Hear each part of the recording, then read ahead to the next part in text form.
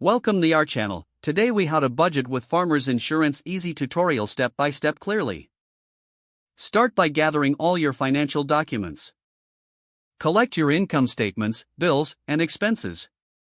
Next, review your current insurance policies with Farmers Insurance. Make sure you understand your coverage and premiums.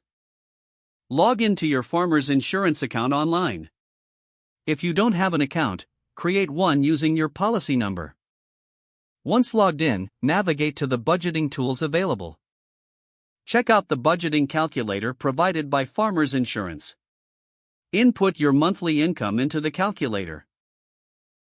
Next, list all your fixed expenses such as rent, utilities, and insurance premiums. Add your variable expenses including groceries and entertainment. Now, review these numbers to see where you stand financially. Aim to allocate a percentage of your income to savings and unexpected expenses. Adjust your budget based on your financial goals and needs. Consider any discounts available through Farmers Insurance. Look for bundling options that could save you money. Once your budget is ready, print it out or save it for easy access. Review your budget monthly to make necessary adjustments. Always keep an eye on your insurance needs as your situation changes. Seek advice from your Farmers Insurance agent if you need help.